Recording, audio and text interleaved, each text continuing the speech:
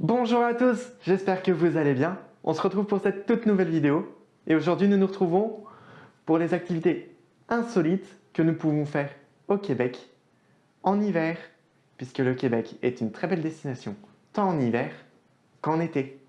Allez, c'est parti, je vous emmène avec moi sur le continent canadien. Le Québec est une région francophone du Canada, située à l'est.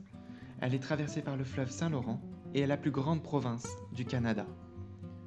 La région est desservie par 3 aéroports, celui de Montréal, de Québec et d'Ottawa.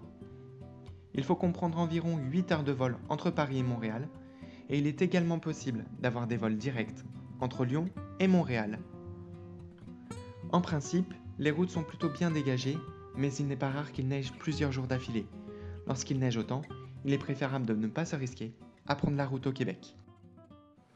Au niveau des conditions d'entrée sur le territoire, déjà au niveau administratif, il vous suffira d'avoir un passeport valable 6 mois après la date de votre retour, ainsi qu'un visa électronique, l'AVE, qui est délivré sur Internet pour environ 5 €, ce qui correspond à 7 $ local. Au niveau Covid, les vaccinés en double dose ne seront pas soumis à la quarantaine. Vous devrez donc présenter un QR code justifiant de votre vaccination complète, d'un test PCR de moins de 48 heures pour pouvoir rentrer sur la destination, attention PCR ou antigénique.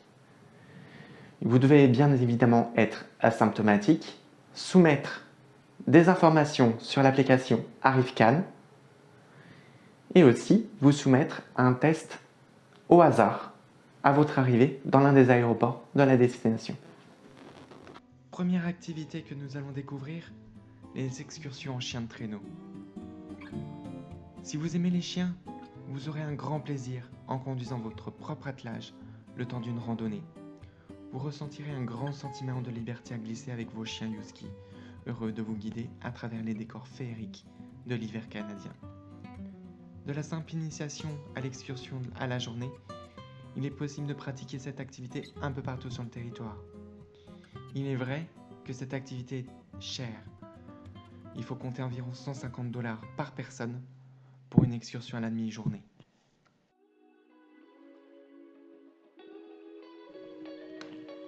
Si vous rêvez de grands espaces et de sensations fortes, alors le Québec est sans doute le meilleur endroit pour faire une randonnée en motoneige. La province est dotée d'un réseau de sentiers exceptionnel, très bien entretenu, réglementé et sécuritaire, qui cumule plus de 33 000 km. Il est possible de traverser littéralement la province d'un bout à l'autre. De l'excursion de quelques heures au raid motoneige de plusieurs jours, en duo ou en solo, cette activité est accessible à tous et très bien encadrée par des guides professionnels. Si vous décidez de faire cette activité, tout l'équipement est fourni, combinaison grand froid, casque, bottes, etc. C'est une activité qui est très prisée par les touristes, mais aussi par les Québécois eux-mêmes. C'est au Québec qu'on a inventé ce moyen de transport efficace pendant l'hiver. Activité que nous pouvons pratiquer lorsque nous nous rendons au Québec en hiver. La balade en raquette. Économique, écologique et ne demandant aucune habilité spécifique, la balade en raquette est sans doute la plus populaire et la plus accessible des activités hivernales. Mode de déplacement utilisé depuis toujours par les Amérindiens, la marche en raquette est en plein essor depuis une dizaine d'années. Les sentiers se multiplient un peu partout dans les parcs nationaux et régionaux et offrent une véritable immersion au cœur de la grande nature pour le plus grand bonheur des petits comme des grands.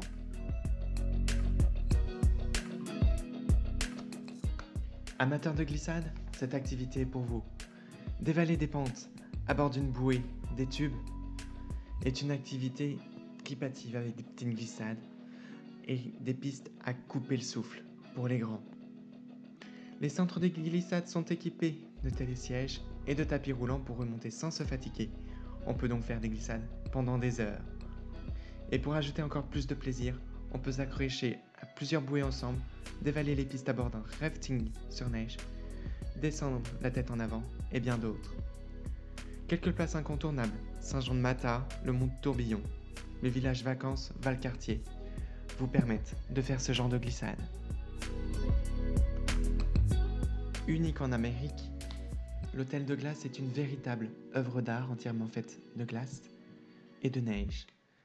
Comme son nom l'indique, il s'agit d'un hôtel et il est donc possible d'y dormir sur un confortable lit de glace pour ceux qui veulent vivre une expérience originale. Pour les plus frileux d'entre vous, rassurez-vous, vous pouvez tout simplement visiter cette construction insolite et éphémère. Entrez et venez découvrir le grand hall, la chapelle, la grande glissade, les expositions et le bar de glace où vous pourrez savourer un cocktail servi dans un verre de glace.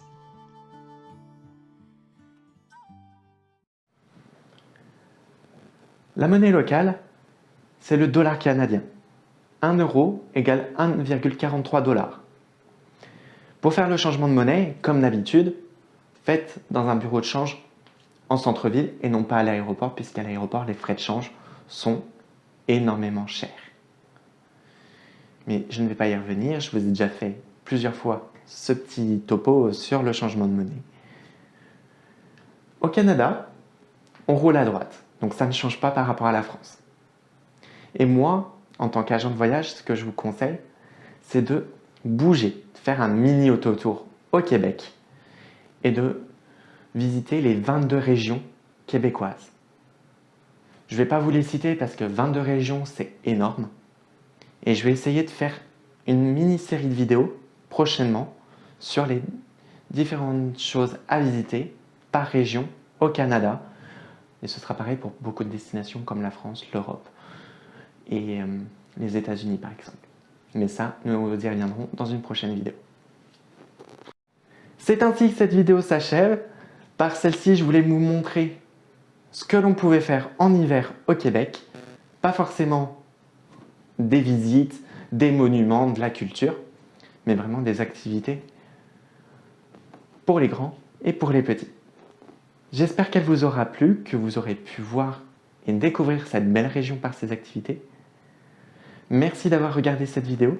N'oubliez pas de vous abonner, d'activer la cloche et de me laisser un petit pouce bleu si ce n'est pas déjà fait.